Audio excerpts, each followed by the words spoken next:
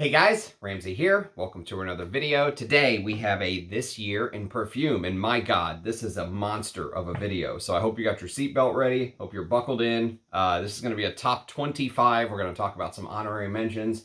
And just because, you know, it is what it is, and these videos are going to be long, I'm just accepting the fact this may be one of the longest of the This Year in Perfumes. I'm going to try and speed through this as much as I can, but we have unboxings to do as well. So I've pretty much just kind of accepted the fact. I have surrendered to the fact this is going to be a long video. And there are some amazing fragrances in here. 2012 is an absolute amazing year, a top 25. And that's not even including the samples that I gave up putting the samples that I've reviewed on the channel into the breakdown. I've just done them as honorary mentions. It's just too much, honestly. So let's knock out some of these unboxings. I should have prepared, I guess, but whatever. We'll just roll with it as it is what it is. So I don't remember who wanted to be mentioned and who wanted to be anonymous. And since I've got 4 packages to unbox, I figure I'm just going to, except for the one that I know is okay being shout out, I'm just going to say thank you to my perfume god people who have sent me stuff. So let's see what we have. So the first thing we have is this little bad boy. And this is, well, there's actually 2 of them in here. This is Polo Sport, the Cosmere. He wanted me to test it, that's right. The color of the juice there looks weird. Interesting. And then the other one he sent me was, oh no, I forgot what this was. What are you? Russian leather cologne. Russian leather cologne. I'm gonna have to look this up. I forgot what this was. Too many samples. Let me just take a look real quick and see if I can remind myself what this Russian leather cologne is.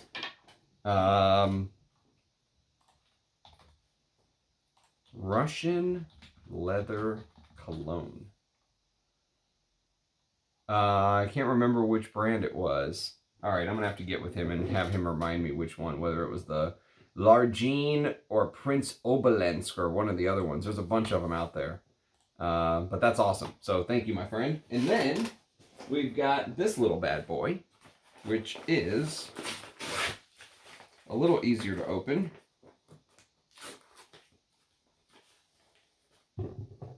And actually, this video has been planned for so long. Well, I say so long, but it's been planned for long enough to where one of the unboxing bottles is actually going to be in the list. It's actually going to be in the list of top 25 from 2012. That is... Okay, you go over there. So that is what I've been waiting for to do this video. And it's from a very kind friend who is an Amouage lover.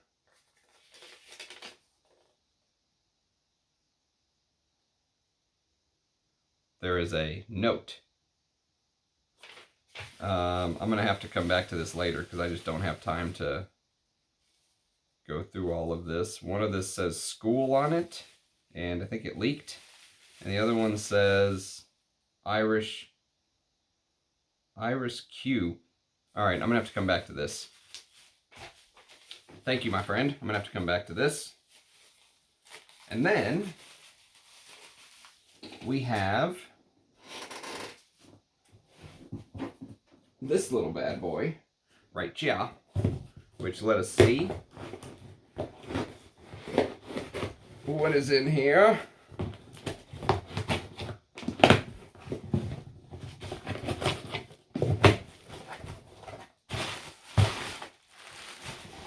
Okay.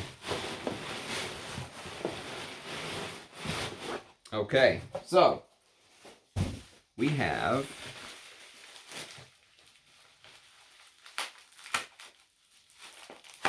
my knife has been unboxing so many products over the years, it is losing its sharpness. All right, let's see what's in here. Because honestly, I have no clue. I can't remember what is what anymore. Okay, so we've got Cartier's Oud Vanille. I'm excited to try these Cartiers. I won't lie about that. Most exciting sample so far. And then we have Oud and Musk. I am actually really excited to talk about these Cartiers on the channel. Will not lie.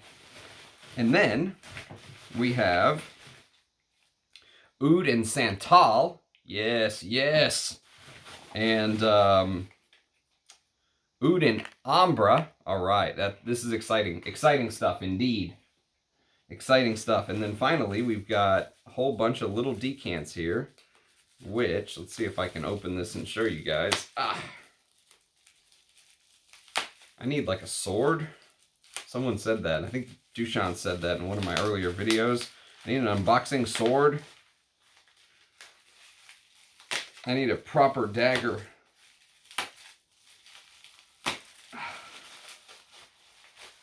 See what we have here. I think these are like the rest of the Cartiers. What are you? Speak. Speak, decants. Oud Ispahan New Look 2022. Killian's Black Phantom. Okay, that's cool. I just reviewed Gucci Guilty Absolute, which some say smells like Black Phantom. Cartier's Oud and Oud. Okay, so these are more Cartiers and some other stuff. Awesome. Thank you. Very excited. I think one of them leaked, so I'm going to put my hand in there later. So thank you. Thank you, my friend. And finally, we've got the main event, the main attraction, which is, I guess one of the, this one I probably should have prepared, is it's going to be a bitch to open here on camera. But we are going to sit through this damn thing. So one of the reasons why it's been so easy for me not to buy fragrances lately is I keep getting stuff sent to me. And it's very, very kind of you all. I have some of the kindest subscribers, I would say, on YouTube. Some serious frag heads. And sometimes they find stuff at a decent deal. And sometimes they know what I want. Sometimes better than what I know what I want. And so this is... This is a fragrance that is actually on this list.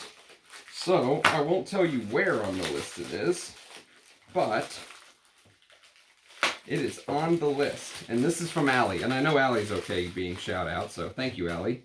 And if you know Allie's taste, then you know exactly what this is going to be. This is an Memoirs, and it is Beloved Woman. And I fell in love with this stuff. I will not lie. Made in Oman, Memoirs SAOC. Let's open this up. Rumor, someone told me Beloved Man, which is on the list to be reviewed very soon, is discontinued. I don't know if that's true or not. But if that is true, then I wouldn't be surprised if Beloved Woman is also potentially on the chopping block. But it still says it's available on Parfumo, so we're just going to pretend that it is. But I will tell you this. From the sample that Allie also sent me, she was the one who sent me the sample as well. From the sample, this is one of the, I would say, best modern chypres of the last 14 years, whatever you want to call it, 15 years. Whoa, you stay right there, buddy. So there it is. Beloved Woman. And it's the 100 ml too. Very, very kind of you. Oh my God.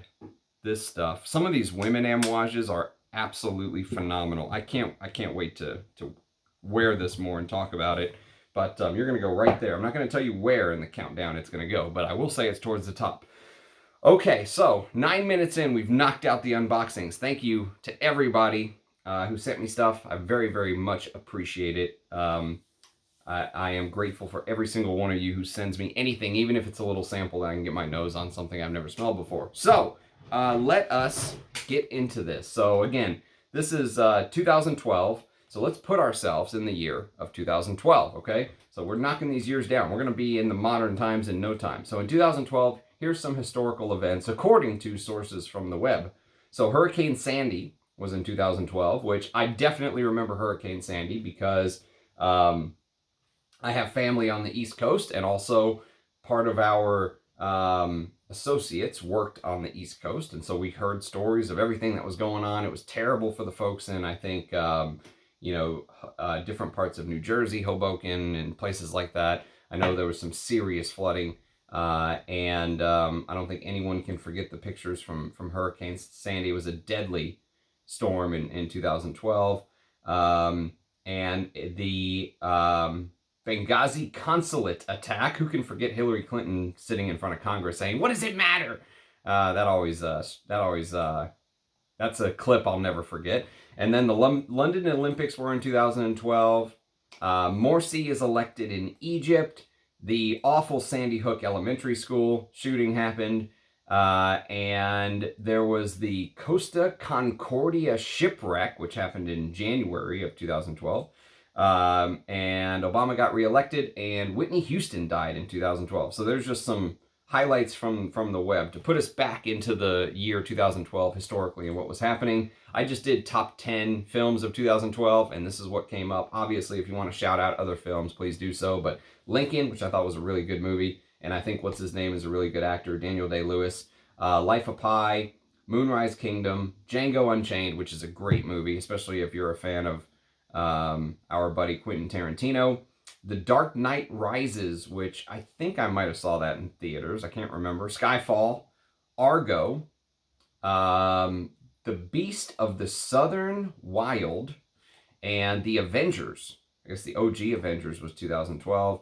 There was also things like Zero Dark 30, which I remember liking, the original Hunger Game, End of Watch, Cabin in the Woods, Flight, Taken 2,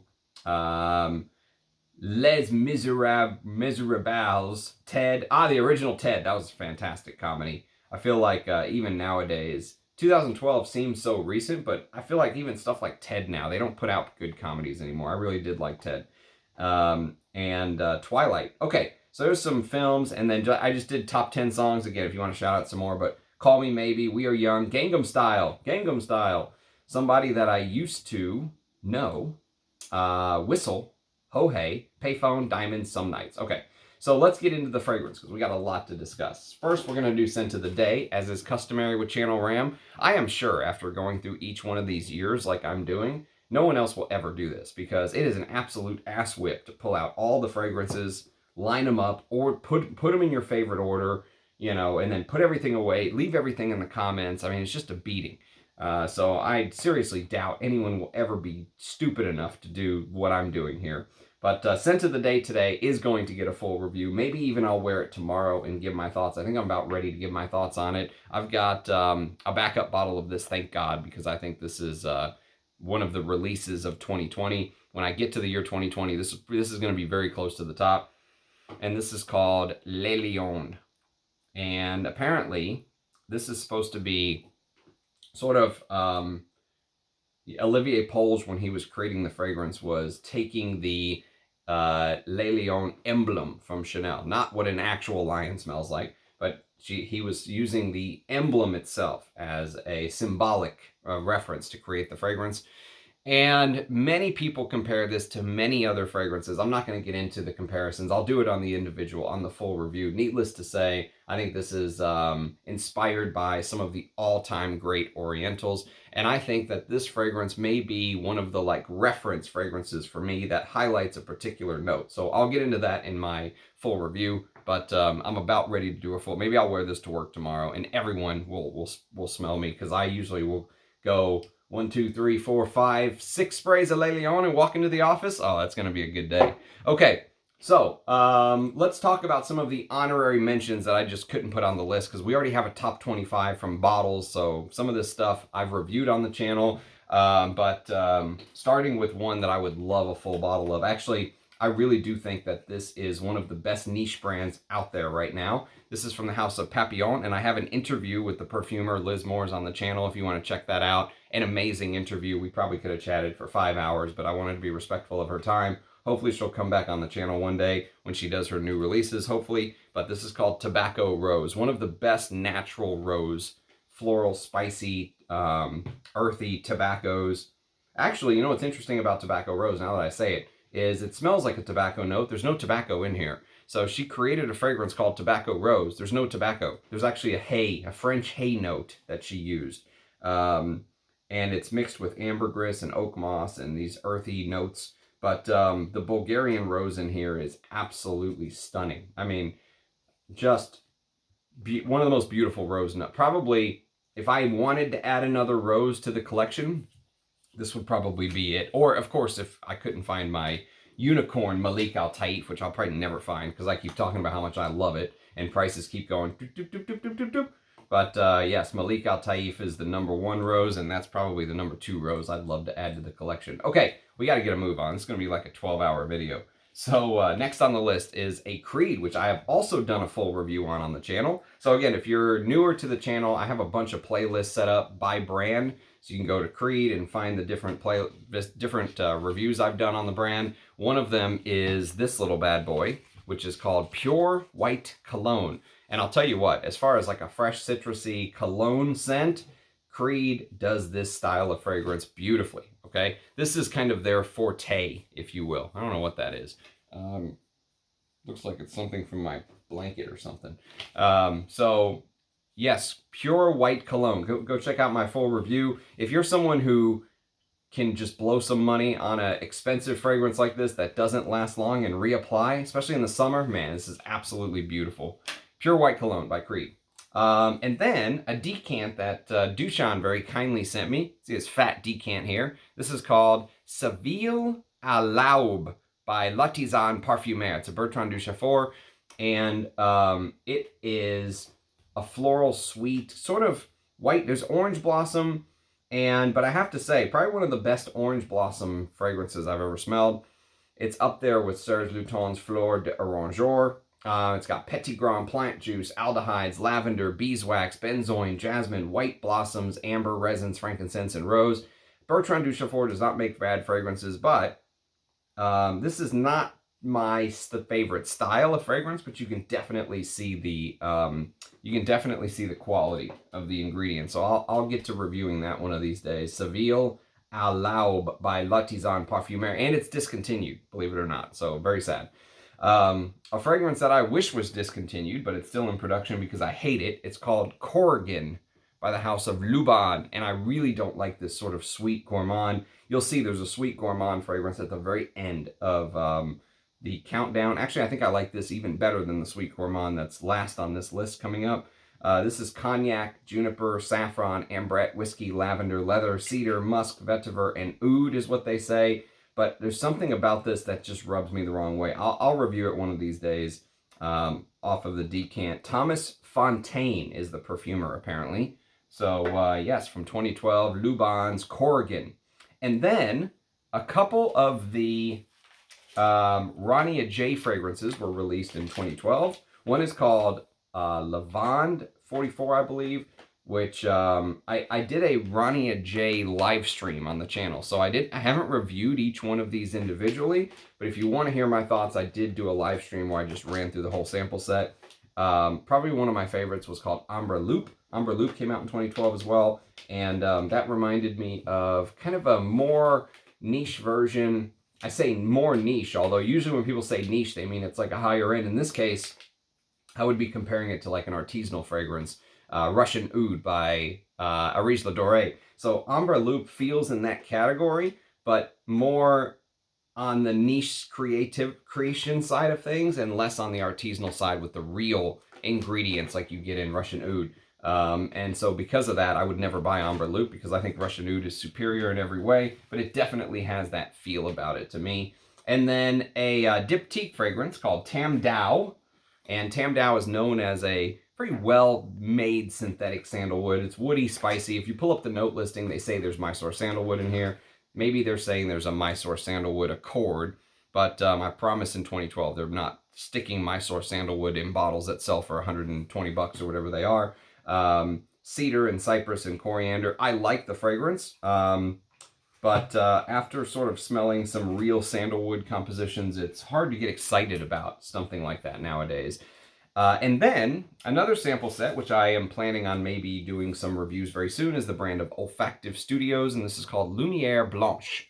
And Lumiere Blanche came out in 2012. It's a spicy, powdery, sort of, there's cardamom, but it's also very milky. It almost looks milky in there, doesn't it? Like there's, like you put some powder in there or something. It is powdery, spicy, milky. There's iris and sandalwood. It's like this soft, musky, irisy sandalwood thing with this almond milk-like feel. Very interesting fragrance. Unisex, maybe leans a little bit feminine, but I like it from what I've smelled of it. I'll review it one of these days. And then we've got a Chanel. And this Chanel is probably one of the most popular from the designer side of things. It isn't a blue fragrance. It's called Allure Homme Sport Eau Extreme. Okay, Eau Extreme. So 2012, of course, it came out, or it wouldn't be on the list. Mandarin orange, mint, cypress, black pepper, clary sage, tonka bean, white musk, sandalwood, and cedar. And I get a ton of tonka and white musk in this. And I think it smells better the hotter it is outside. So maybe once it's really hot here in Texas, like in the summer, I will suck it up and wear this one of these days and just do a full review and be done with it. Definitely not my favorite Jacques Pol's creation, I'll tell you that, but people love that stuff for some reason.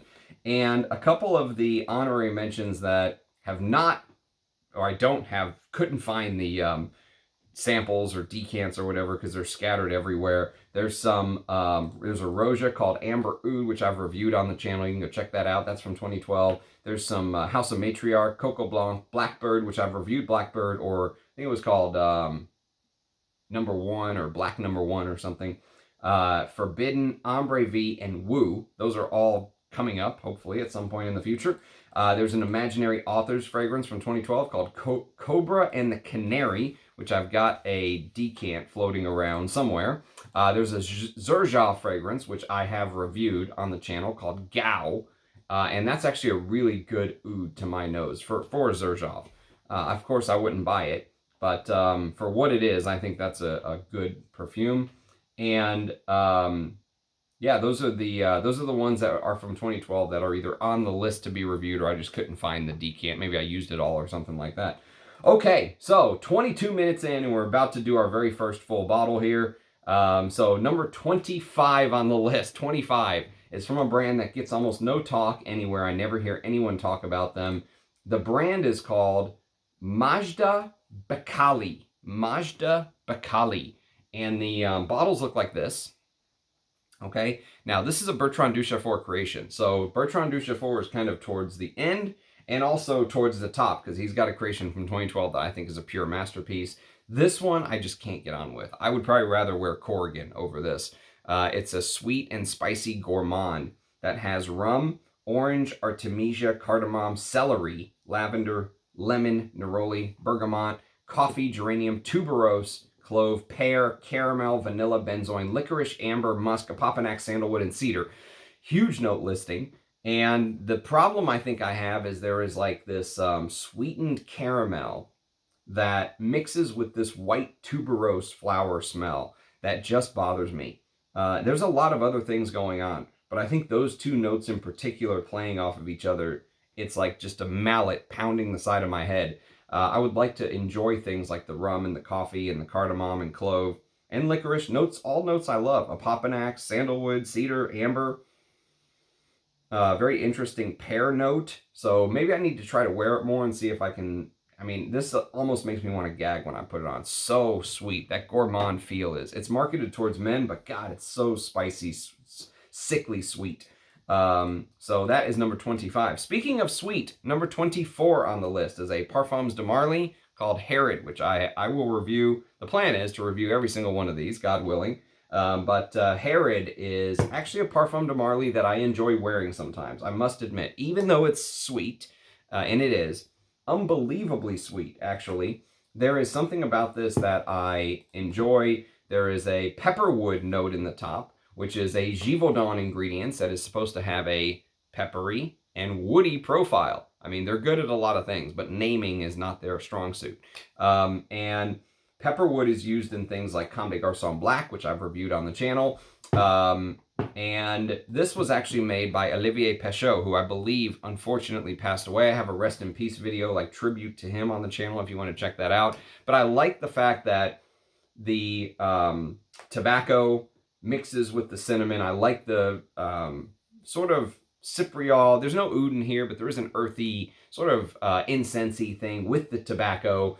And if you can stand that sweetness, I mean, it's for a cold winter day, all right, once a year, I can stand this fragrance, and that's about as much as I can take of it. Other than that, I'd rather wear like Sundowner or something like that. If you want this composition done more for our taste, wear Sundowner or, you know, one of those type of fragrances. But I will review Herod one of these days. This is a huge hype beast. I think Sebastian put this as his #1 Parfum de Marly. And so Herod gets talked about over and over and over again. And I have reviewed some Parfum de Marly fragrances on the channel, and I have not been kind to the brand. But this is one that I'll probably bash and praise at the same time. Number 24, Herod. Number 23 is a vanilla-heavy oak barrel fragrance with ambrette seeds, benzoin and myrrh, and vanilla. Lots of vanilla. Almost like a smoky vanilla. This is called Memoirs of a Trespasser from Imaginary Authors. And this is a brand, Josh Loeb's brand,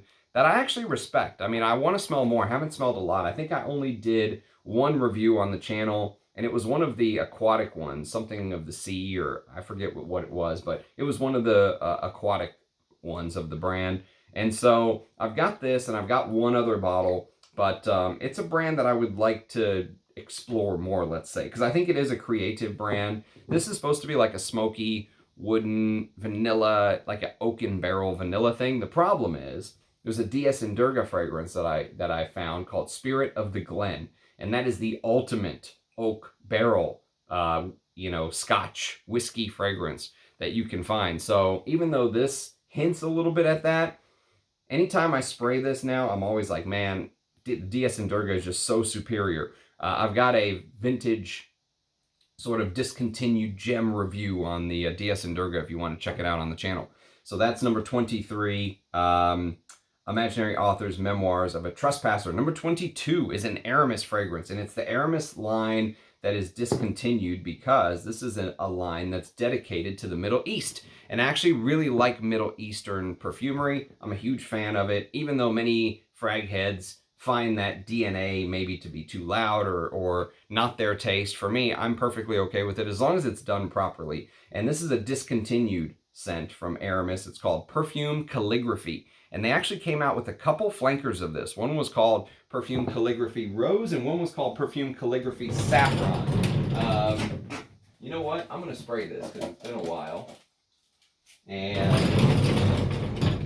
Perfume Calligraphy Rose and Saffron came out in 2013 and 14. So you'll be seeing those in the next this year in perfume videos.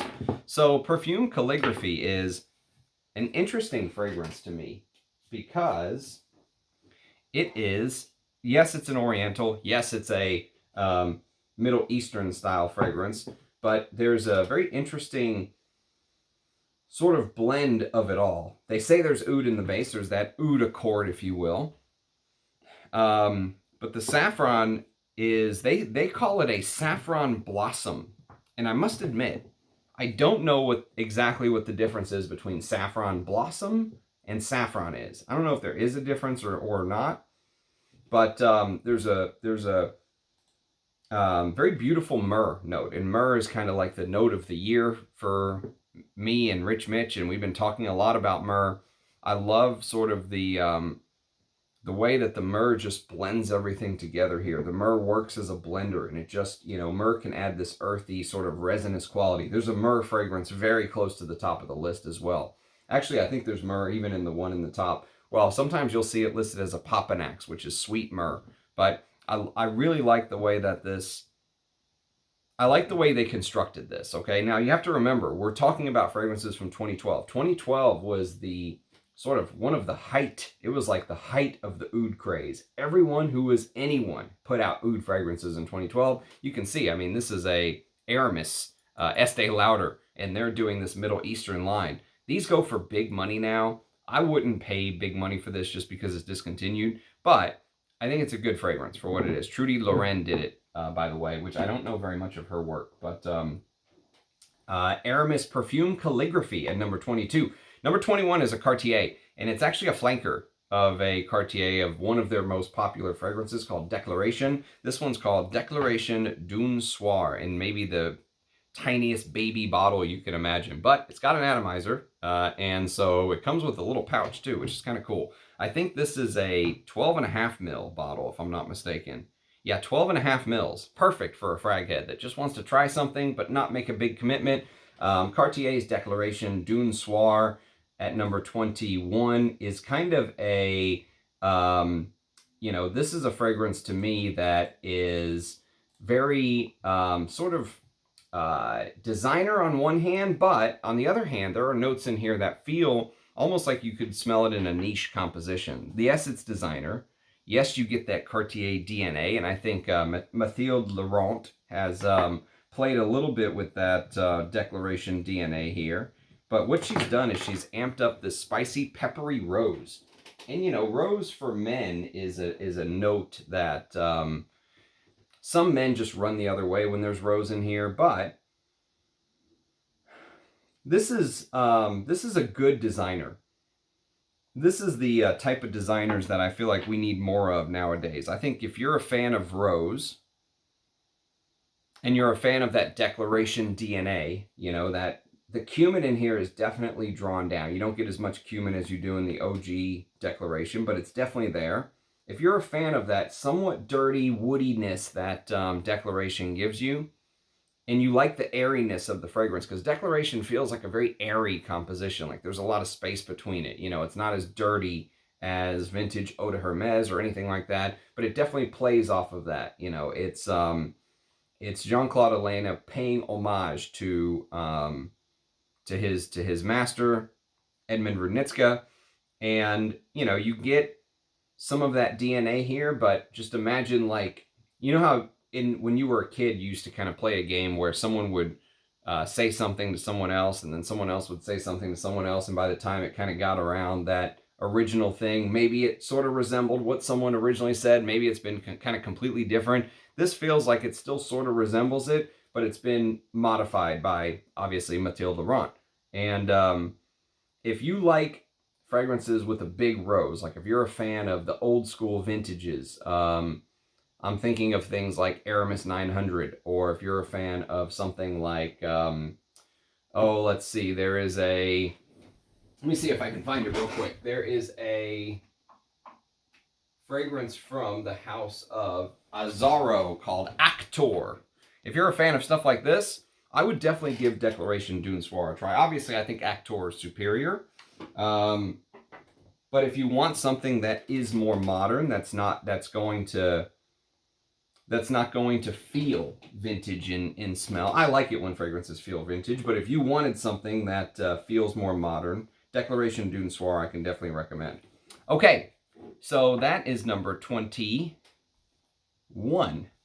Number 20 is a discontinued designer, and there's going to be quite a few discontinued fragrances on this list, unfortunately, which just goes to show, you know, some houses I really feel like put the time and effort into fragrances where they don't have to discontinue a scent. And other houses, they just pump stuff out, and if it gets discontinued, hey, whatever, you know, they'll pump something else out.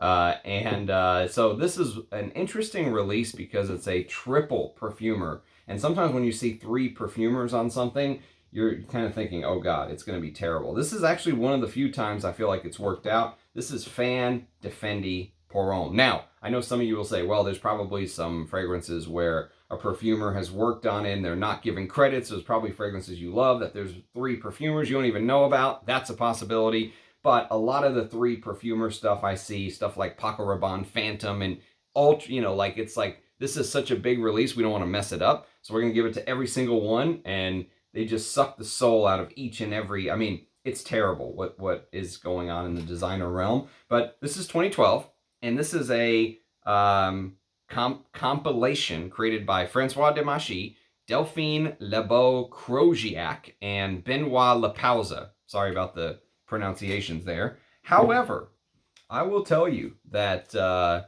if you're somebody who is into designer perfumes, this is a good one, at least from my point of view. For a designer, expectations have to be sort of set. but I'll tell you what, for a 2012 designer release for men, this is pretty good. It opens up with very designer smelling citruses and a little bit of Egyptian basil, but the basil is not like you're going to get in vintage fragrances, but it gives it just a little bit of a masculine tilt.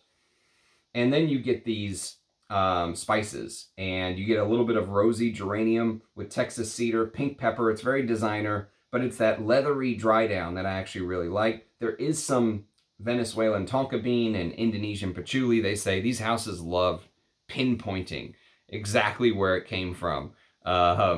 You know, so Venezuelan tonka bean, Indonesian patchouli, La Reunion pink pepper, Egyptian geranium, not just geranium, Egyptian geranium, Guatemala cardamom, Texas cedar, hey, Texas.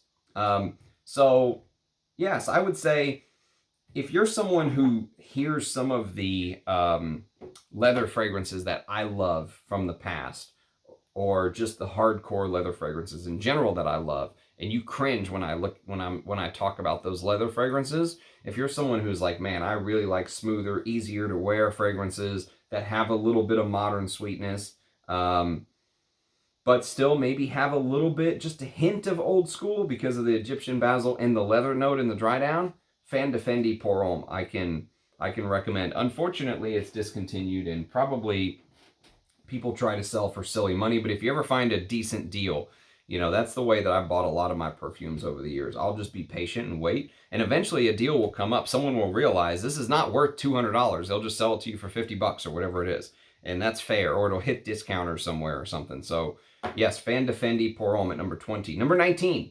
Number 19 is probably the only time, one of the only times you'll hear me talk about a clone on my channel. Now, we can get into the sort of back and forth of are some of these high-end houses, which you're going to see at the front of this list, clone houses, because they create fragrances that smell like fragrances from the past. But this house to me is a pure out-and-out clone house for the most part. However, I know they've branched out and they've released some newer stuff in a higher-end line that's supposed to be more expensive and good, and I haven't smelled any of that yet. But this is from the house of Rasasi at number 19. This is called La Yuqawam. And La Yuqawam is a Tuscan leather clone, basically, is what it is. And it's a damn good Tuscan leather clone. In a nutshell, I would, if you twisted my arm and said, best clone ever created, go, I'd probably say La Yuqawam. La Yuqawam to me is like it's a great example of a clone house creating something that smells amazing for a fraction of the price. Tom Ford's prices have gone absolutely insane. They don't list perfumers or anything like that. Probably no perfumer wants to have their name on a clone like this, but they do list some notes that are not listed in Tuscan leather. So you do get the rose, saffron, geranium, frankincense, leather, amber, but they actually claim an oud note in here, an Indian oud, and blue blossom note in the top with French jasmine in the middle. So if you're on a budget, and if you're a fan of Tuscan leather, if you've never smelled Tuscan leather and you don't want to spend big money on a vintage or anything like that, because I heard the new one is much watered down, which is a shame if that's true. I don't know. I've never smelled it, but that is a good way to get in. And this is not a vintage bottle. It actually tells you when it's manufactured. May of 2020, this bottle was manufactured, and it's powerful. You know, I will say that the raspberry note in Tuscan leather feels like maybe that's where they had the most trouble with, or maybe they purposely changed the raspberry note, because the raspberry note in here comes across almost like a conserve, like a fruit conserve, like a jelly. You know, it feels like a mixture of maybe many different types of fruits instead of just raspberry. But man, if you like Tuscan leather or Clive Christian C for men, that sort of DNA, La Yuqawam is probably the best clone I've ever smelled. It is bang on, beautiful, spot on. You have to like that DNA, obviously, but I think I found that bottle for $38 or something. Was it 100 mil? Yeah, 100 mils. I mean, I don't like clones, but I completely see why they exist. Completely and totally see why they exist. And I don't think I've ever reviewed a clone on the channel, but if I did ever review one, it would probably be La Yuqawam. Okay, next on the list, number 18, we have an Hermes. And probably one of the best designer houses as far as perfume goes nowadays. They pump out solid perfume, very similar to, you know, what Chanel does. Chanel and Hermes are, to me, very close to the top of that. And so this is called Voyage de Hermes Parfum. Now, this is the pure Parfum, or the Parfum. It's in the black bottle. There's a bottle that looks clear or white, I can't remember. Came out a couple years before this. That's the original release, and it's the Eau de Toilette. I have the pure Parfum.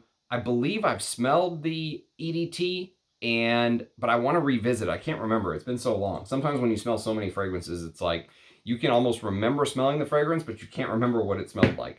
So I need to revisit the OG release one of these days. But I'll tell you this. The reason that this is at number 18 is this is a Jean-Claude Elena release, and this is criminally underrated. And then here I am saying it's underrated and sticking it at number 18. But there are some big bangers coming up here is the thing. So don't take 18 as a bad thing, I'll tell you that. So basically, what's so interesting about Voyage de Hermes, and I think people overlook it because it opens up with this sort of spicy juniper berry. So it's sort of sprightly and fizzy, and, you know, the juniper sometimes gives off the purple smells if you're smelling the berries, right? This does that. Not all juniper, but this juniper does. And it's peppery. So it's like a peppery, sprightly juniper. And it's a peppery, sprightly juniper that's mixed with sandalwood and amber. Now, I have no doubt there's other notes in here, but I think a lot of people smell this and just go, eh. But I'll tell you this. If you know anything about sort of creating a modern sandalwood note that is good, that's real, I think Jean-Claude Elena was working on things 10, 12, 15 years ago, and he was really onto something. Obviously, he was. Many people consider him like the best perfumer of all time. But I think with that sandalwood note in particular, around this time period, 2012, he was really onto something, because what he did with Equipage Geranium, which I actually even like more than the OG Equipage, which that almost never happens. Vintage fragrances for me always seem to beat the modern stuff in my mind. Equipage Geranium is kind of one of those where I feel like I prefer the flanker. But the sandalwood in Equipage Geranium is fantastic. It has this circular tornadic feel, like you just can't pin it down. It's always moving and shaking, and you know, you think you understand it and it changes, it flips. It's like a chameleon. And I feel like he used a very similar sandalwood in Voyage de Hermes. Different fragrances, obviously, but the that citrusy juniper berry, sprightly freshness in the top, mixed with woods, right? And a little bit of an ambery dry down. I feel like many people just smelled it and went, eh. But the reality is this is a beautiful fragrance. And again, if you're someone that doesn't like the animalics, you like to wear stuff that's classy, and I mean, you're not going to get much more classy than Hermes. The bottle is pretty damn cool, even though, for whatever reason, this fragrance just never got the love I think that it deserves. I don't think it'll ever be your favorite fragrance, but I think it'll be one of those fragrances where if you're someone that likes to wear certain things to certain events, let's say, that could be a fragrance that you'll reach for much more than you think. Very wearable. You know, like, I'll wear crazy shit to the office. I'm wearing Le Lion to the office tomorrow, probably. But if you're someone that's like, no, I need to wear something professional to the office, Voyage de Hermes is beautiful. And it may seem simple, but like I said, there's something about that spinning sandalwood that seems to modify itself as the fragrance dries down. I think Jean-Claude Elena was working on something special. So that's why I say, even for a frag head, let's say, if you want something that is constantly sort of keeping you interested, that is not as boring of a release as it seems, is where I'm going with that. I will review it one of these days. All right, number 17 on the list. Number 17 is a Tat Libre d'Orange, and this is a creation by the up-and-coming perfumer, as far as for my understanding of his work. I didn't rate him very high originally, but after smelling things like Lipstick Rose and this, he is climbing the ranks, and this is Ralph Schwieger. I believe he's a German perfumer, and this is called The Afternoon of a Faun, named after the famous play. And this is a very interesting sort of spicy green chypre, if you will. And it's almost like a leather chypre, but what's interesting about it, all right, and I think what really makes it stand out is this note of immortelle. And immortelle can sometimes be a note that puts people off. Some people say the dreaded immortelle because it can sometimes smell like curry, okay? And actually, immortelle's nickname is called the curry plant, believe it or not. Some people call immortelle the curry plant because it can have this sweaty curry-like smell. But what he's done here is he's mixed it with notes like iris and rose. The rose is actually very prominent, okay? So if you want an under-the-radar rose leather chypre that has a lot of different moving parts to it. It can sometimes be smoky. It's resinous because there's a Nambi and myrrh note in here. Speaking of myrrh, the kind of ingredient of the year that everyone's been talking about. You can see the color of that juice is very myrrh-like. Benzoin and cinnamon and jasmine and leather and pepper. But that immortelle note just gives it this golden hue, you know, this crunchy grass, golden hue, mossy chypre. Very floral, though. Floral, leathery chypre. Very hard to describe. Maybe I'll do a full review one of these days. I still have not reviewed this. I've only reviewed, I think, 1 or 2 ELDO fragrances on the channel, so I need to get going on this brand as well. But I think this is underrated. I still think I like Lipstick Rose from Frederick Malle even more. I think that's my favorite Ralph Schwiegau. But he is climbing the ranks. He is absolutely climbing the ranks. And people keep telling me, Ramsey, you have to smell Eau de Merveille by Hermes. I still have not smelled any of those. Even though they're marketed towards women, many folks say they think I would love it. So that is on the to sniff list as well. Okay, so where were we? That is number 17. Number 16. I'm cheating a little bit because, yes, it's technically a bottle, but it's a mini. I forgot what these are. 5 mil, 10 mil, 7.5 mils. I can't see. But this is Oud Ispahan, which I have a review on the channel if you are interested. And Oud Ispahan comes in at number 16. And Oud Ispahan is a overpriced oud by Dior. But that being said, okay, even though I say it's overpriced, I still really enjoyed it. And I've got a decant of the vintage Oud Ispahan before they changed the C and the D to kind of be together back when the C and the D were separate, which basically look like this.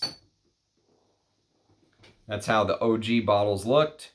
And then I think 2017 or so, they changed them to this. So I have some vintage juice of Oud Ispahan floating around. And I could still do a comparison video. So the comparison video is potentially on, but I do have a review on the channel of Oud Ispahan. It's a labdanum, patchouli, rose, and sandalwood and oud. And like I told you, in 2012, anyone had an oud fragrance. So that was one of Francois Demachy's many, many oud fragrances that he did for the Privé line, the Maison Christian Dior Privé line, whatever they call it now. And I enjoyed it. I think Ispahan is referencing part of the world near Iran.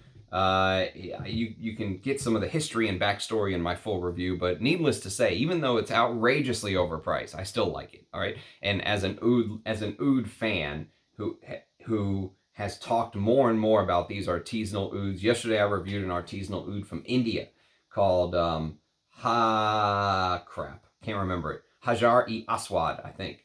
Basically means the black stone in Arabic, and that was from a brand called Heaven Duft. And I actually really like that, but that was 150 bucks. This is 400 or something now it sells for. Oud Ispahan is outrageously overpriced, and you can get the real deal oud. Now, I don't know if Dior is using real oud. My suspicion is no, that you're getting an oud sort of accord, let's say. But even with that, I still really like Oud Ispahan. Okay, next on the list is another oud, and I'm ranking this one step ahead of Oud Ispahan. This is the MFK. This is the original oud, Eau de Parfum. Now, they've since released an extrait version, but I'll tell you what, I can't imagine an extra version of this because this is one of the strongest fragrances in my collection as far as like, if it touches anything. So like if I spray this in here, one day I wore this, okay, as my scent of the day, and there's a desk here that all this shit is sitting on, right? And I actually sprayed this, and some of the molecules landed on the desk, and some of them landed on my pad of paper, right? And I swear to God, for months after, I was smelling this. If I like picked up the paper, I could smell it. It is unbelievably tenacious. It can rip paint off the walls. It is strong. But I still like it. I like the saffron heavy Laotian oud. There's a Philippine elemi note, again, because I have to tell you where it's from. We went to the Philippines for this elemi. And Singapore patchouli and Atlas cedar. But even though this is probably in sort of the same boat as, you know, Oud Ispahan, where you're getting that oud accord, I still like it. I still enjoy MFK's oud at number 15. Number 14 is a Guerlain, and it's a Guerlain in the Middle Eastern line. And there's some interesting news on the Middle Eastern line. So it is being rebottled again, as if they haven't done enough rebottling. So originally they look like this, which I'll show you here in a little bit on the next one. And then they went to this, which is basically like the bee bottle without the bees all over it, right? Now they're putting these in the Aqua Allegoria bottles. Like, come on, Guerlain. Like, now they're just changing shit to change shit. Like, new. And now it's in the Aqua Allegoria bottles. You have a reason to buy now, and a reason why the price is doubled. No, I don't think the price is double, but the prices on some of these Guerlains have gone absolutely insane. But Encens Mythique was originally called Encens Mythique d'Orient when it was in the Absolutes d'Orient line, and then they put it in this. I don't know if the new line's going to have a different name. I can't even keep up with what the hell this one is. But Encens Mythique comes in at number 14. It is an amazing ambergris type smelling fragrance for a house like Guerlain to create an ambergris accord like this is very impressive. It's an aldehydic rose in the beginning, and there's no oud in here, but it's made for the Middle Eastern market, as you can see. And it's this is a very introspective fragrance. I'm going to review this one of these days, hopefully as well. But I believe it was Galen say this fragrance is like standing at the edge of the ocean and just looking out and seeing the, you know, hugeness, the scale, the size of the ocean, looking up at the stars and just thinking about how small you are in the grand scheme of things. That's sort of Encens Mythique. It's a very introspective fragrance, and I am happy to say that it made the jump into the new line, into the new, you know, Middle Eastern line that looks like they're in the Aqua Allegoria bottles. So did the Spice one, the new Apices something. So did Oud, what's it called? Oud Essential or something. But there have been some that have officially been discontinued, and one of them is coming up very soon. But let's get to the next one before I start talking about other Guerlains, because that's actually higher on the list. So this is an interesting one, because if you go to Parfumo, it shows it's still available for purchase, but I don't think this has been available for purchase forever. So I think the reason they're doing that is someone told me if you go to the boutique in Paris, that you can actually still buy this fragrance, which I did not know that. But if that's true, that's probably why it still shows in production. But unless you're flying to Paris, I don't think you can buy this anywhere else. So this is very limited, let's say. This is Rose Nacree du Désert, which I think is one of the best in the Middle Eastern line. That's why I put it one step ahead of Encens Mythique. But this is a fragrance that takes some similarities from Songe du Bois d'Et or Bois Mysterio, which will be coming up even higher because that's my favorite from the line. But Rose Nacree sort of takes that desert rose, is obviously the name. And there is an interesting note in here of turmeric. Turmeric is a note that I smelled in some of Russian Adams creations for Rouge L'Adoré. Some of the heavier, spicy fragrances, like by Prin Lamros, those artisanal perfumers, let's say. So I'm shocked to see a turmeric note in a Guerlain. But you know what? It works. This Middle Eastern style, beautiful pink Persian rose with patchouli and saffron and oud and myrrh and benzoin, cedarwood, cardamom, and that turmeric note. Floral, oriental. Amazing. Absolutely amazing. One of the best in the line, I will say. From all the ones that I've smelled, one of the best. Rose Nacré du Désert at number 13. Number 12. Number 12 is a Roja, the first of many, actually. Many of his fragrances that I have in the collection came out in 2012, it seems. And I've got full reviews on all the ones we're going to talk about today. So again, there's a full review on the channel if you want to check this out. This is his vetiver, which he claims he made for his partner, who he didn't say exactly what vetiver he used to wear, but being that Roja worked at Guerlain for the longest time, my guess is that his partner wore Guerlain's vetiver, and he started to say things like, it doesn't smell the same anymore. So he says he created this for his partner, okay? He also says that he wants this to be what he's remembered for. So anyways, do with that what you will. This is called Roja's Vetiver Parfum pour Homme, which, to be fair, is a very good vetiver, and I've reviewed it. I really like it. It's the reason I don't own Tom Ford's Grey Vetiver, because they share some similarities here. But, this vetiver does a trick that Roja does on many of his fragrances, which is basically he uses this note called Litsea cubiba. And Litsea cubiba is like a white shrub that grows in Asia, parts of China, if I'm not mistaken. And it extends the life of the citrus smell into the dry down. Because even though the bergamot and the lemon is very volatile and evaporates from your skin very quickly, the Litsea cubiba almost like tricks your nose. It's almost like a optical illusion, right? It tricks your nose into thinking that you're continuing to smell citrus.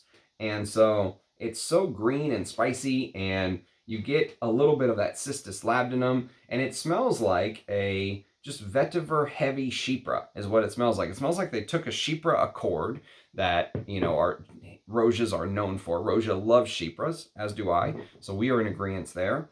And they put this sort of, this vetiver overdose on top of it with the Litsea cubiba, and allowing the sort of the citrusy freshness to just blend into the dry down. Very classy. Again, like I was saying about the person with Voyage de Hermès, someone that wants to wear something classy to the office, that kind of thing. But the price, $500 for 50 mils now, is absolutely outrageous. Now, I did not pay that or anywhere. I think I paid less than half price for this. Which is about what I think it's probably worth. Maybe even that is overkill, but yeah, 500 retail is absolutely brutal. So there's an interesting celery seed or celery seed note in here as well,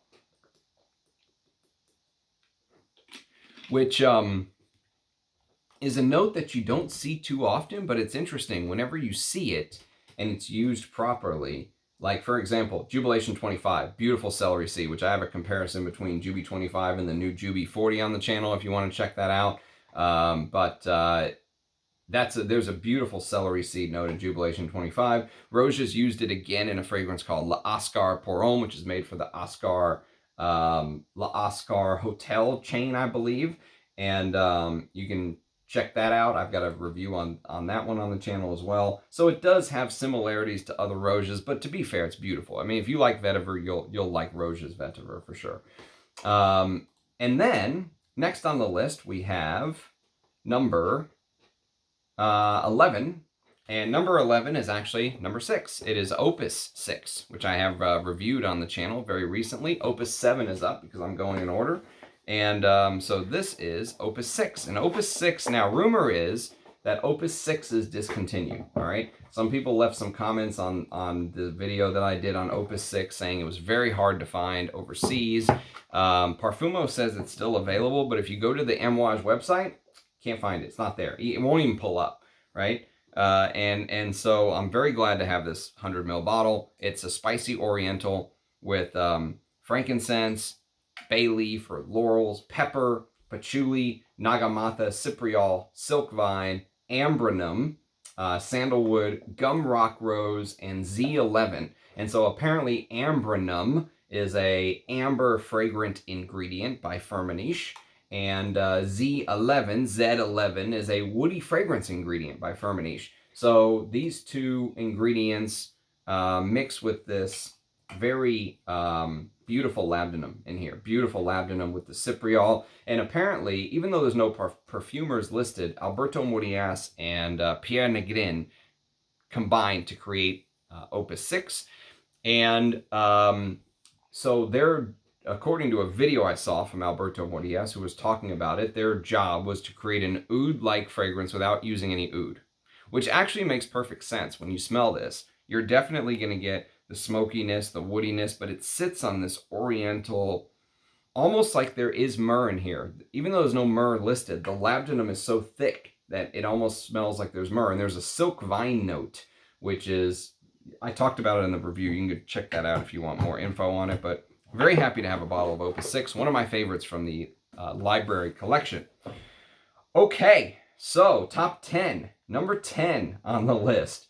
The video that never ends. We've got a Serge fragrance, an Uncle Serge, and in the top 10, of course it is. And this is a fragrance that I think is just so unbelievably beautiful. I think it suffers from a similar fate as Voyage de Hermès, in that people look at the note listing and they see 3 notes. They see sandalwood, cacao, and rose. And they look and they go, boring. It's not boring at all. In fact, it's absolutely brilliant. This is Santal Majuscule. And Santal Majuscule, one of the best sandalwoods I think you can buy. Woody, spicy. You know, it's so complex with simple ingredients listed is the thing. You know, that's what makes these type of fragrances so unique by master perfumers. This is what a master perfumer can really do. You know, someone like Christopher Sheldrake or Jean-Claude Elena with the Voyage I was mentioning earlier. You know, they take something that seems simple and they make it extraordinary. And this is an extraordinary sandalwood. Beautiful. I mean, the cacao is not super dark. If you've ever smelled Cacao Absolute, which I have some, it smells like you're smelling the deepest, darkest, you know, chocolate you could ever imagine. This feels so well blended with the rose and just beautiful. Absolutely stunning. Santal Majuscule on the never-ending to review list at number 10. Number 9. Number 9 is the Guerlain I was talking about earlier that did not make it into the new bottles. This is, well, it used to be known as Songe du Bois de Et. And then this is the first fragrance from this collection where Thierry Vasser was challenged by someone in the Middle East to make a Middle Eastern perfume. Basically said, you Frenchmen don't know how to make a Middle Eastern fragrance. And Thierry Vasser said, fuck you, I'll show you.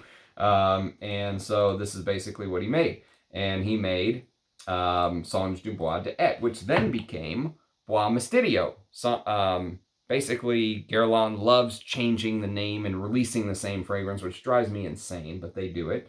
And now the talk was this is not going to make it into the new bottles of this line, which is basically the Aqua Allegoria line. If you're confused, don't worry, so am I. But long story short, it's discontinued. And I've got a comparison video on the channel between Songe du Bois de Et and Bois Mysterio. So if you would like to sort of see my thoughts on the differences, check that out. I don't think there's very much differences, to be honest with you. So yes, I don't even remember if I did a comparison video because I said they were so close it maybe didn't even matter. But yes, check out that video on Bois Mysterio if you want my thoughts on it. Sad it's discontinued.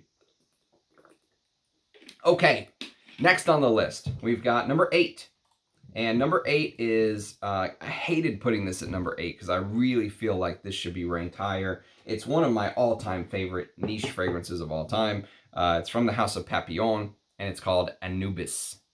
And again, just to clarify real quick, all of these from this year are from this year according to Parfumo, okay? So I recall when talking with Liz Moores, I think she said something about, I don't know if it was exactly 2012 or... But this is what Parfumo says, so I'm rolling with it. So Anubis is, I think, a masterpiece. It is, I mean, I can smell that unbelievable Egyptian jasmine note, but don't let that jasmine note scare you. If you're a guy, do not let that scare you because it's put on this smoky, suede-y smelling leather and resins. There's a ton of resins. This is supposed to be after the Egyptian, I forget exactly what, ancient Egypt is kind of, just imagine being the pharaoh in sitting on the throne, and all of the spices, smokiness, the sort of resins and balsams burning. Just imagine that. That is what this smells like. The labdanum. There's a pink lotus note, which is also harkens back to ancient Egypt. The Egyptian jasmine. But the suede, I'll tell you what, in the heat, most people would think that this is a winter fragrance. And it's leathery, it's smoky, it's huge. So obviously it should be a winter fragrance. But if you wear this in the heat, and Liz Moores on our interview said she loves wearing it in the heat. And I remember wearing it in the heat because we did our interview in the middle of summer, like a year and a half ago or something. I forget. Has it been that long? I can't believe that.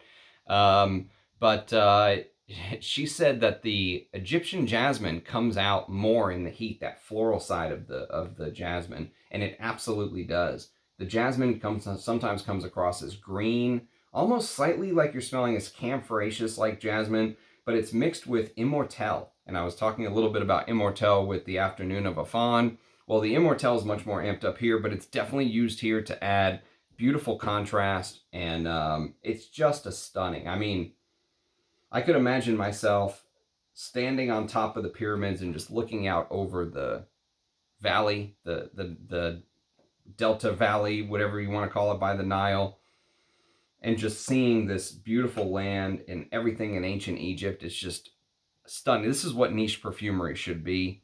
I think that is a masterpiece. I hate putting it at number 8, but it has to be there because there are some hardcore loves coming up for me. Number 7 is Beloved Woman. So again, thank you, Allie, for your kindness. Beloved Woman, I'm going to spray this bad boy because it's been a little bit since I've had a chance to smell it. But I did get a decant of this and I loved it. And with the rumor being that it's discontinued, I'm very happy to have a bottle. And since it's a gift, I get to keep it. So yes. So thank you very much. So let's see. All right. Good old Beloved Woman. Oh, yes. So here's what I remember about Beloved Woman that I loved. Is instantly I'm getting, yes, it's a floral animalic chypre is how I would put it. And it opens up with lavender, rose, chamomile, which is very relaxing, clary sage, which comes across as slightly leathery. But instantly, even now, and I think on my skin it came out even more. Because right now I'm getting a lot of the like resins, the balsams, there's benzoin and cistus, and there's also everlasting flower in here, which is also like immortelle. But on skin, I got more of the civet and the castoreum that came out. Just heavier, quicker. And it was like an animalic, unbelievable, ambery chypre that's also oriental, and it just like blends these categories together. Absolutely stunning. Bernard Elena made this, who apparently is related to Jean-Claude Elena in some way. I can't remember how exactly he's related, but he is. Someone will probably leave it in the comment. But Bernard Elena made this. Definitely the best thing he's ever done. I'll tell you that. No doubt about it. Absolutely no doubt about it. This is the best thing he's ever done. Marketed towards women, perfectly wearable for a man. Absolutely wearable. This would smell amazing on a powerful woman. I mean, this would be one of those get out of my way, I'm conquering the world sense, but I'm also sexy doing it. So good. So good. Again, thank you, Allie. A34376F138. Yep, it all matches. Beautiful. I can't wait. Can't wait to talk more about this. Thank you. Thank you. I am a blessed ram. And you know what? I never would have given the women's version, the side of Amouage, a try had it not been for her. I overlooked so many of those women's versions, it's unreal. So now, the #1 women version on my list is Memoir Woman. That's another pure stunner. But Beloved Woman is a shocker. I mean, I was shocked at this fragrance the first time I smelled it. Absolutely shocked, because Beloved Man is so different. So different. You know, sometimes the two will share like a common thread. These two are worlds apart. Worlds apart. But yes, I still love Beloved Man, but Beloved Woman is something else. Okay, number 5, or sorry, number 6. That was number 7. Beloved Woman was 7, so number 6 is going to be Bertrand Duchefort, and I know Bertrand Duchefort took it a little bit on the chin by having the number 25th ranked fragrance to start this video, but he's getting a redemption here at number 6. This is Chypre Palatin. And Chypre Palatin is probably one of the greatest Chypres. It's like an Oriental Chypre is kind of what it is. That's why it shares some similarities with Beloved Woman, believe it or not. And they came out the same year, which I've often said when two fragrances come out the same year and they share similarities like that, usually it's not by accident. So Chypre Palatin is galbanum, cistus, hyacinth, mandarin orange, lavender, thyme, plum, rose, gardenia, iris, jasmine, benzoin, tolu balsam, immortelle, leather, oak moss, styrax, vanilla absolute, and castoreum. It is I mean, wearing this on skin is a pure revelation. I wore this to the office, maybe like within the last month or so, I wore this to the office, and all day I was just, the twists and the turns, you know, everything. The florals, the hyacinth, and the rose and gardenia and iris and jasmine is one part, and then you get this oriental, the green galbanum makes you think you're standing outside really with nature. The plum gives a throwback to Chypres from the past, from things like... you know, you think about things like Rochas Femme, beautiful plum note, right? So all of these twists and turns and all this stuff, and it probably deserves to be number 1. If I was ranking this based on what I thought was the greatest creation objectively, Chypre Palatin would be number 1, hands down. But because I ranked this based on my favorites to wear, it's number 6. So, and there's some fragrances ahead of it that you guys would probably laugh and think, no way, those deserve to be ahead of the great Chypre Palatin. But I just prefer to wear. Those are more my style scent. So there's actually a couple Roja Doves coming up, and a couple discontinued fragrances, and an Memoirs. So let's knock out the top 5 because I'm losing my voice. Top 5. Number 5 is Roja's Fétiche pour Homme, which is also unbelievably discontinued. I can't believe he discontinued Fétiche. Just absolutely crazy. There were 2 fragrances that gave me vintage Bel Ami vibes. They're both gone. One was Pure Distance M, which thank God I have a bottle. The other was Fétiche pour Homme, and they're both discontinued. Absolute pure and absolute and utter travesty. Absolute utter travesty. And I've actually reviewed this. I actually did a comparison video between Fétiche pour Homme, the Parfum, and the Eau de Parfum, which someone very kindly sent me a decant of. Like I said, I wouldn't be able to do all the stuff I do without your help sometimes. So thank you to the person who very kindly sent that to me. This is lime, bergamot, lemon, jasmine from grass, neroli, fig, violet, cardamom, leather, labdanum, oak moss, pepper, ambergris, cinnamon, elemi resins, musk, vetiver, patchouli, pink pepper, benzoin, and vanilla. So I will cherish my bottle, what I have left of Roja's Fétiche pour Homme. Can't believe it's discontinued still. What a kick in the nuts. And this is sort of, imagine Bel Ami, but with the incense turned up. And of course, there's little touches. One of the reasons you would pay $500 for 50 mil, which is still like, is that there are these little touches here, you know, tiny little touches here and there that you get from something like this that, you know, you don't get from many compositions, right? The detail, the little fig touch, the, you know, extra turn up on the incense, the ambergris sparkle, and there is a little bit. Go check out my review if you want to go into details on it. But let's just say this is my type of fragrance. I love wearing this, and I love wearing Bel Ami, which I'm still waiting to do a Vintage Hall of Fame review on, mostly because I'm terrified because it's one of my all-time favorite scents, and I want to make sure it gets the proper due. But yes, Fétiche pour Homme is number 5. Number 4 is another Roja. It's Danger pour Homme, which I have a review on. Danger is very, very close to Guerlain's Heritage. That's why when we were talking earlier about clone houses, let's say, there are some folks who in the comments will say, yeah, but you like Rojas, and Rojas feel like a clone house sometimes because he's inspired by many fragrances of the past. And it's funny because, and I'll just say this real quick before we go in, and if anyone's even paying attention an hour and 14 minutes in, but for those of you who are, here's kind of an interesting thought, okay? Just an interesting take, let's say. Many people compare Le Lion, my scent of the day, to Shalimar, right? And there's no doubt you get a Shalimar sort of spark, right? As soon as you smell Le Lion, you'll be reminded of Shalimar. However, what so shocked me is Coty has a fragrance called Emerald. Emerald came out in 1921. Now, there are some people that say Shalimar came out in 21, but if you look at the databases, they list 1925. But Emerald smells so close to Shalimar, unbelievably close. So if Emerald did come out first, I'm not saying it did, but if it did, right, and Guerlain Shalimar then came out years later, then it's like you're talking about something that some people were so upset. Oh, this smells so much like Shalimar. How could Chanel do this? And I disagree. It does smell like Shalimar, but it goes in a different direction as it dries down if you have patience. But if you think about it, then Coty could be saying the same thing. How could Guerlain steal my creation in 1925?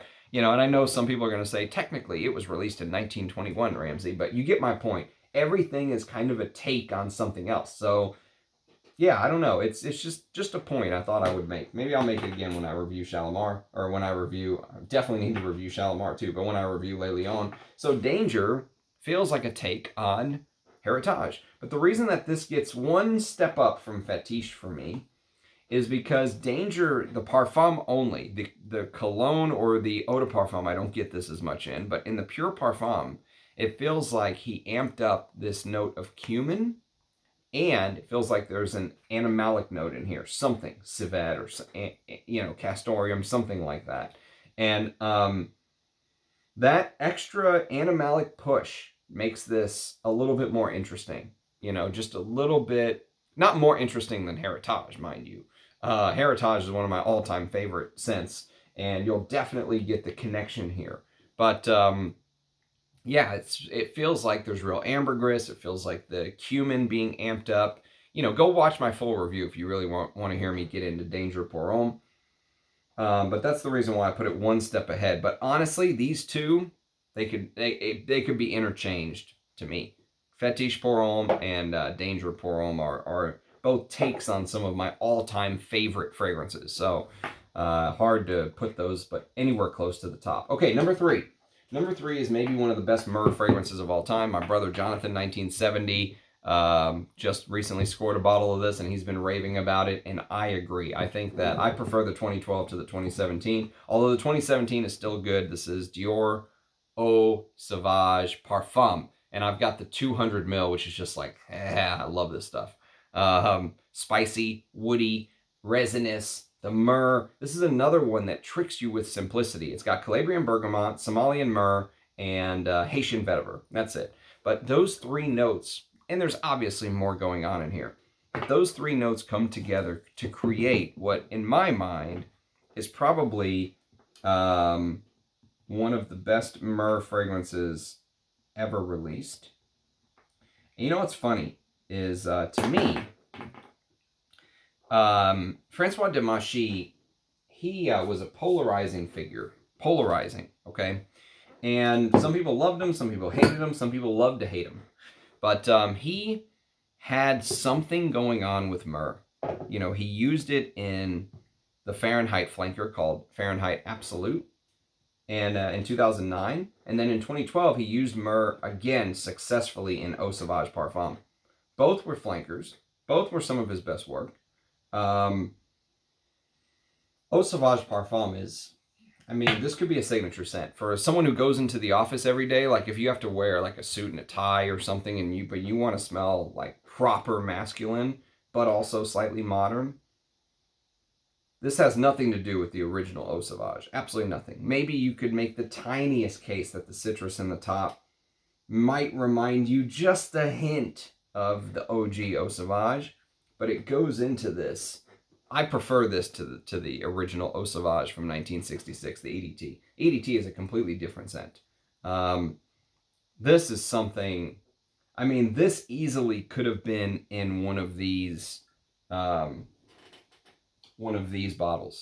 And actually, with the crap they were putting in this bottle at the end, this probably should have been in one of these high-end bottles, the Privés.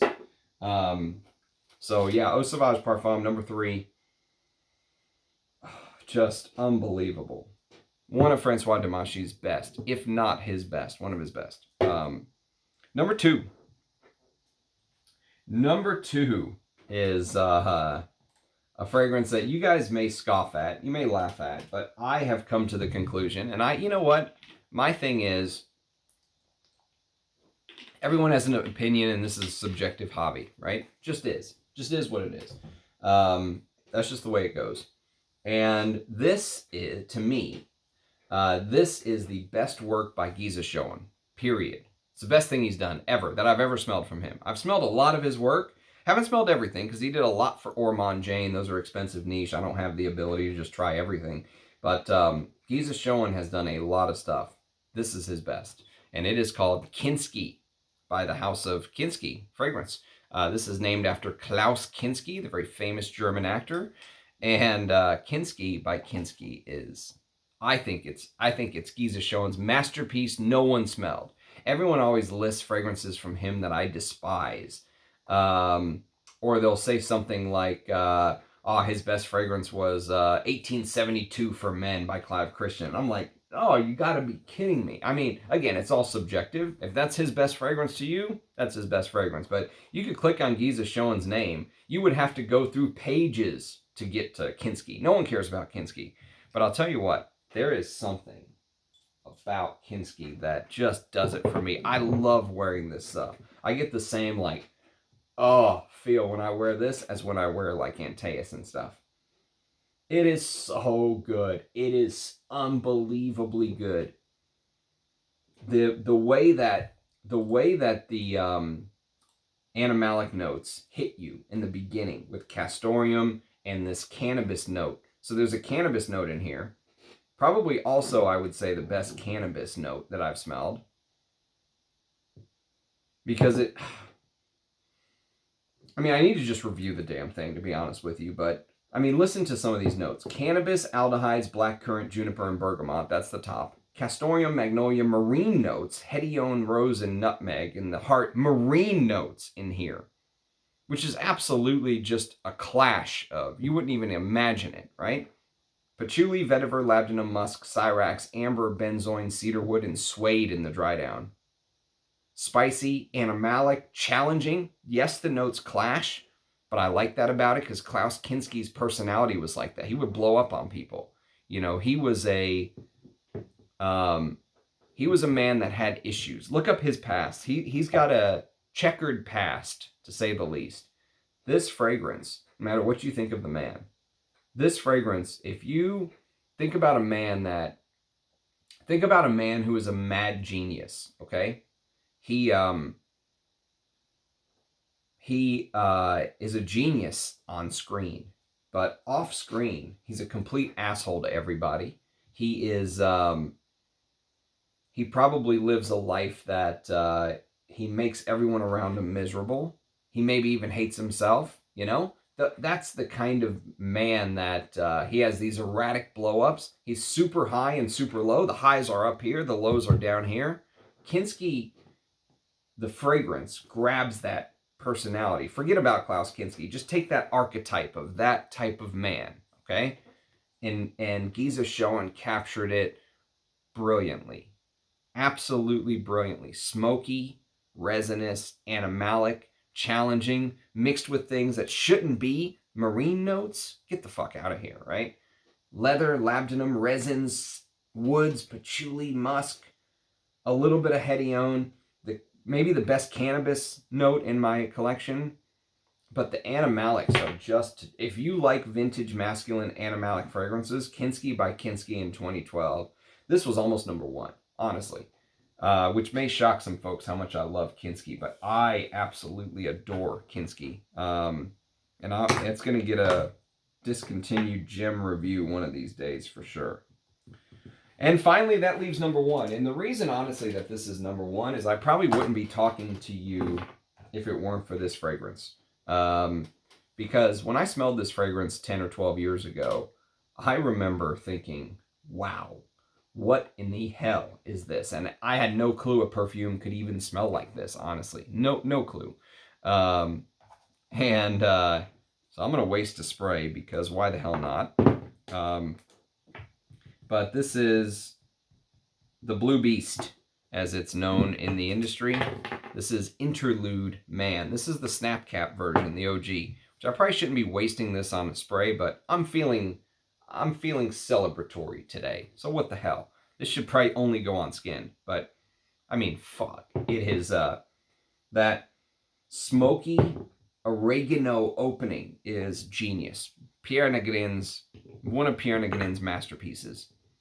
Smoky, spicy. I've heard this referred to as an angry fragrance. I could see that. There are some similarities in, not the smell, but I would say just how insane the blend is on both of these. Frankincense, Apopanax, and Amber. I've often said that Interlude is what I would imagine being in an opium tent would smell like. With these strange sort of wafting, you know, you're starting to lose your compass, you know. Everything is starting to slow down, blur, but you can definitely feel the smoke, the resins, the incense, the oud, the leather. The patchouli is huge in here. I mean, this is what Memoirs was. I say was on purpose. This is what they were. They're not this anymore. I actually have Interlude Black Iris right here, which is like a more wearable version of Interlude, like a flanker, but it really does smell like Interlude. They've just removed the oregano note and added rosemary and some other things. And I've got samples right there. I don't know if you can see right there. There's 2 little decants of Interlude 53. So maybe one day when I'm just feeling crazy, probably when I'm working from home, so I don't have to wear this at the office, although I will wear this to the office. Don't think I won't, I would. I'm just going to spray this on, spray some Interlude here, Interlude 53 here, Interlude, you know, Black Iris here. We'll just do like an Interlude just ramble, just a comparison video. So that's my number 1 spot, Interlude Man.